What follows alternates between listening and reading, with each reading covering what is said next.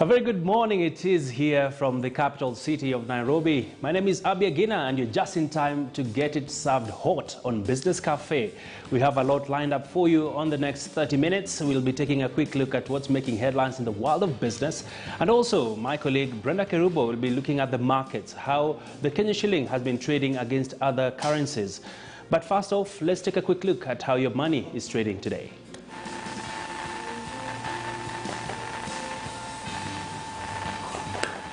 All right, so here are the markets for today, and we can see the greenback, that is the dollar. It's still 112, and that is buying, and 112.20 selling. This, of course, it's more or less the same level where it was on Tuesday when the president gave his State of Nation address.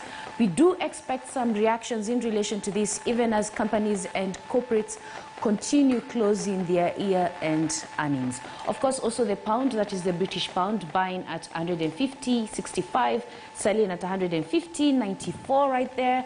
And we have the euro, which is the currency used in the European Union, the economic and regional bloc up there in Europe, buying at 126.75 and selling at 127. Abi?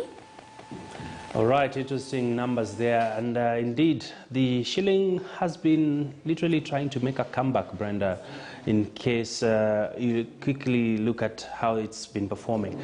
We'll be getting back to that later on as we close off the program. But let's go on to some top stories we have for you at this hour. And we start off from the aviation sector, where the Kenya Aviation Pilots Association is demanding for resumption of full salaries, citing improved business for airlines. CALPA maintains that Kenya Airways management should lift the pay cuts airlines were subjected to in the wake of the COVID-19 pandemic. Kenya Airways, on its part, has acknowledged in a statement seen by KTN News Economy Desk, saying, and I quote, "We are aware of CALPA's communication demanding full payment of their salaries and allowances despite the airline's challenging financial position.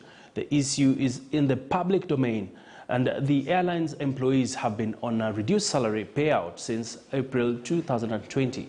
Well, according to KQ's Chief Executive Officer, Alan Kilavuka, who spoke to us early in the morning, he reiterates that the airline is yet to fully resume and need to meet the management critical support for business continuity and recovery.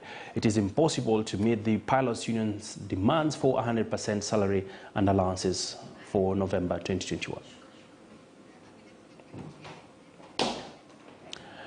Well, global flows of foreign direct investment have been severely hit by the COVID-19 pandemic. According to the United Nations, in 2020, they fell by 1/3 to just $1 trillion. This is a major concern because international investment flows are vital for sustainable development in the poorer regions of the world. As we close 2021, let us take a look at which sectors are getting interest from investors. At the moment, we are in the health crisis of the pandemic. If we had vaccine facility here available, perhaps we would have had more vaccinations, proportion of population vaccinated, and so we'll have more vaccine available. It's good that actually the President yesterday mentioned about this facility, which is manufacturing exchanges for almost 10% exchanges of the whole. I think those type of investments really need. And that just shows what FDIs really can do. So I think it's not all doom and gloom. I think there's a lot of, Africa is still a very attractive market. We still need to follow through the economic reforms, which we have been following through. We need to ensure that we come through this election properly, maintain political stability, ensure that we maintain good business environment, and continue investing in the infrastructure. All right, the government will have to review its debt ceiling and consider rescheduling to ease debt service. Well, according to the Parliamentary Budget Office, debt service are estimated to account for over 60% of ordinary revenue in the medium term, thereby reducing resources available for other critical expenditures. This sets in even as the country goes into an election year that could dampen economic activities. Here now is Brenda Kerubo with the details. Total public and publicly guaranteed debt increased from 6.7 trillion shillings in June 2020 to 7.7 trillion shillings in June 2021. That is equivalent to 68.1% of gross domestic product or the total number of goods and services produced in the country. At the same time, the current debt stock accounts for 86% of the 9 trillion shillings debt ceiling. It is forecast to reach 8.8 trillion shillings and 9.8 trillion in June 2022 and June 2023 respectively. This leaves only 4% or 1.29 trillion shillings to finance the fiscal deficit for financial year 2020-2021, that is 929.7 billion shillings and about 940 billion shillings for financial year 2022-2023. However, given the prevailing debt accumulation and debt service trends, the Parliamentary Budget Office warns that the current debt ceiling cannot hold. Therefore, it may be subject for review in order to accommodate any further borrowing to fund expenditure requirements. Brenda Kirubo, KTN.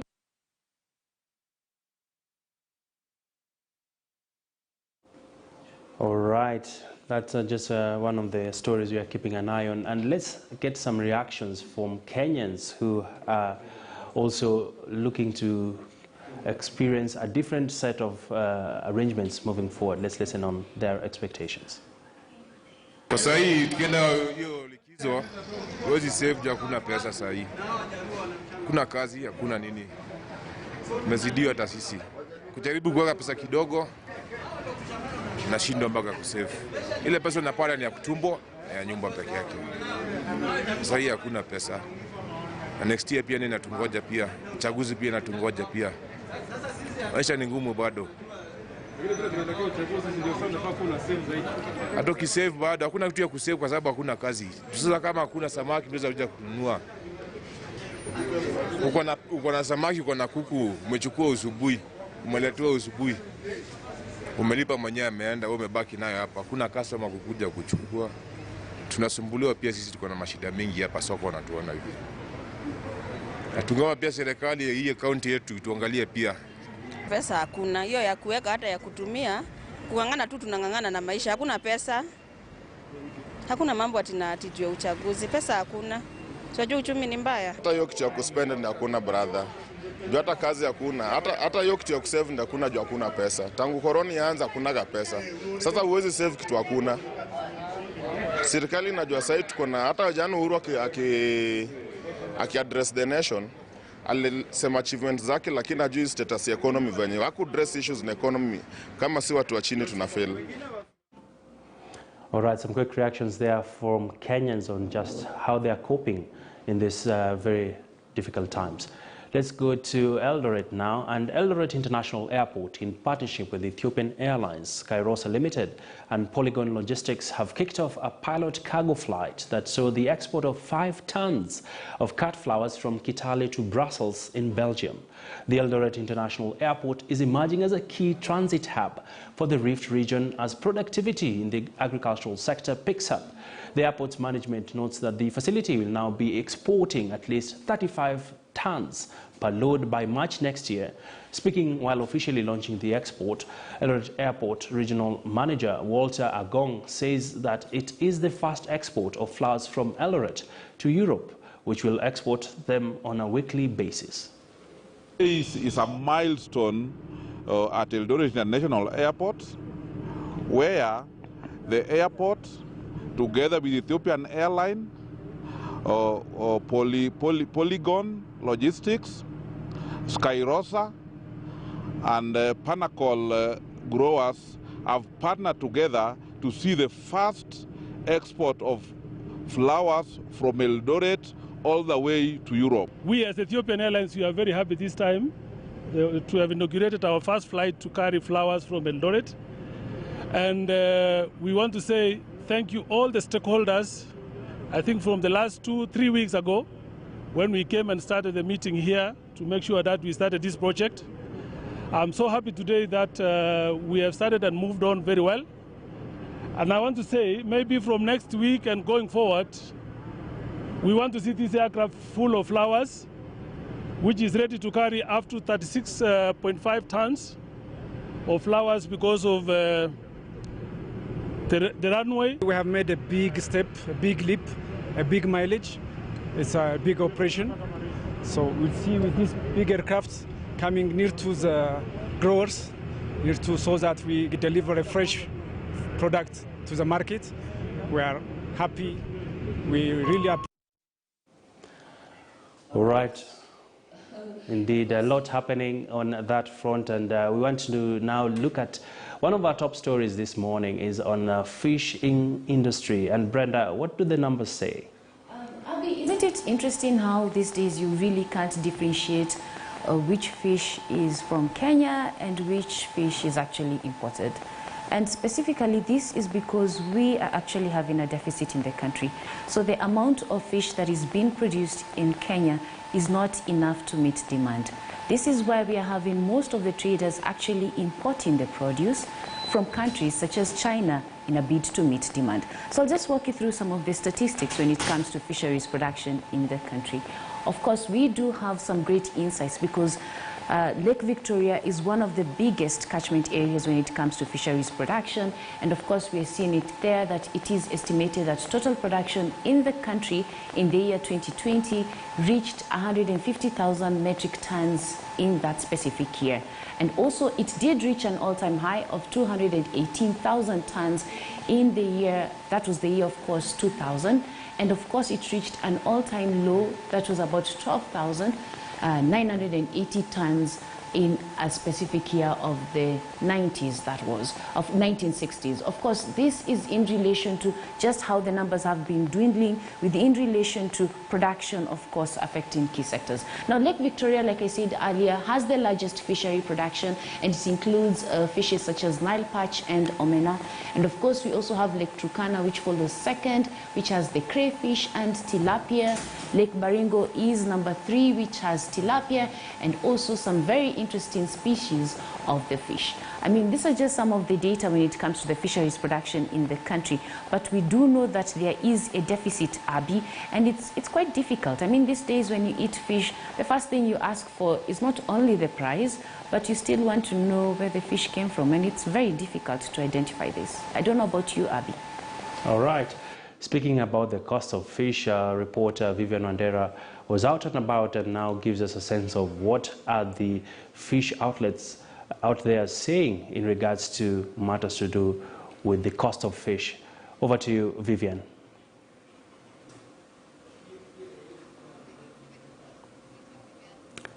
All right, we have that story coming up shortly where Vivian did go out to just speak to some of the fish retailers in the country, and my director tells me, do we have it right now? All right. And the central bank governor, Dr. Patrick Njoroge, is optimistic that the economy is on the path to recovery, citing improved outlook, with the agricultural sector expected to perform better. I think there is a lot that is happening in agriculture, David. And I think the significant element here is something related to climate, right? Climate, or rather the weather. I don't know if you've traveled around the country and seen some of the developments in terms of livestock, you know, in the arid and semi-arid areas, and indeed also in the bread basket, in terms of what the level of the yield. Because in some areas, actually, the rainfall was not sufficient. So it's more that. But you need to appreciate that last year was a bumper year. So that is really the point. So you're coming from a high base. That is the high base of 2020. And 2020, actually, agriculture supported us dramatically. So in a sense, you would say, normalizing. And hence, those two factors really are the ones that underscore the projected, as we showed it to you, a slight reduction in growth. All right, staying with the agriculture sector, of course, we did tell you this a little bit earlier in relation to fisheries production in the country. As we highlighted, there is a deficit in the country, and we are having most imports coming from China. Our reporter, Vivian Wandera, was on the ground, and this is what she filed. A very good morning to you two, Abby, in studio. I know you usually have interesting mornings every day when it comes to your breakfast and all that, but today we're doing something different. We are eating fish for breakfast, and we're going to be talking about fish prices, what goes into the pricing of the final product that you get when you go into a restaurant. And I am joined by one Osumo Brad, who is the owner of popular fish joint called Big Fish that's located in Westlands, who's going to tell us more about what happens, how to identify fake fish, and why the fish you eat is very, very original and different from the Chinese fish. So thank you so much for joining us, Brad. Okay, so what really goes into the pricing of fish? Like it's a business, like all other business. You have to factor like the production cost. Yeah? Basically, I get my fish from Migori, yeah? From a place called Muru Bay. It's in Migori County. So basically, there's a transporter, like a lorry. So we're like many fishmongers in Nairobi. So what you tell him is that maybe it depends with the size of the luggage you have, the size of the fish, the kilos you have. Then you tell you mark your luggage. Then you tell him you'll be dropping my luggage at such a place, or maybe is the one who tells you you're going to pick your luggage in Kikomba or something, So depending on the kilos, they measure with the kilo. Then you agree on the prices. So that's what I've been using. So since I don't have a lorry or something. Yeah. There have been complaints by some people that the market is extremely saturated by Chinese fish. What would you say about this? The Chinese fish. Right now, the Chinese fish there's a market influx of the Chinese fish. As in, like, there's so much Chinese fish in the market. Even right now, if you go to Kisumu, there's so much Chinese fish even than the Lake Victoria ones, because they're cheap. I think the problem also is because right now, Lake Victoria, there's a decrease in the wild catch, and also they closed Lolwe, so much fish was coming from Lolwe in the Kisumu area, So that's why I think also the prices have gone up, and also the influx of the Chinese ones, because the demand now is high. But in Lake Victoria, majorly Homa Bay and Migori, there are more fishing grounds in Homa Bay and Migori than Kisumu. But right now, I can see the government is trying to tell people trying to encourage people to do the cage farming. The cage farming, yeah? Yeah. Also, the fish is reliable, but that the government stopped it also because there's so many people have ventured into that business. There's so much cages, like 4,096, I think, cages, according to the government. Yeah? There are so many cages than the lake can carry at the moment, So the government is trying to control it. The reason why the Chinese fish is there because of it's cheaper, and also it comes with the boxes. But it comes with the boxes, like there's a box. It is packaged in boxes. Then it's taken to Kisumu, maybe, let's say. But the others also in industrial area. And Riverside, where Riverside is? The Riverside next to Babadogo, yeah? There are some there. The difference, though, like if you want to know the difference, if you've eaten fish, you'll see that there's a difference in taste. The Chinese one and the Lake Victoria one, or even the Lake Turkana one. Like I think every lake, every source of fish has a distinct taste in fish, The Chinese one, if you go to the market, utajua tu ini Chinese, because of even the shape itself, The shape of the mouth, like unapata, the shape is more, the mouth is more triangular. It's not meaty like the ones in Victoria, Also, it's bony. It has a lot of bones, Yeah, but majorly, but the others that there's a replica like the ones in Lake Victoria. You have to taste it. Is when you can identify, Yeah. So, as a business owner, how has this infiltration of the fish market by the Chinese fish affected your business directly? Right now, there are so many. There are some people who their fish is so when the fish is like the prices are too low, because he gets them at a lower price, Also, majorly, people fear now eating fish in Nairobi. They don't trust the outlets. Everyone is asking you, is that Chinese? Someone is they don't even trust you. You're trying to tell them, no, mine are not Chinese. Mine are, because people believe that the China things are not even that good, Yeah. So there's that people there. There's that fear in people that the Chinese fish is not good. Chinese blah blah blah. You know. So maybe if everyone now, most people like the elderly, when they come to your joint, they don't even trust you. They like ask you like many times, "Is that Chinese Amazanini?" So you know you lose market. You know. So what do you think can be done to improve the situation? You see, all these lies with the government, because you know there's no import or export that can come or can get out of this country without the government knowing. You know, so if the government wants to support like the fisherman, the local fisherman, they're the ones who should regulate the Chinese fish coming from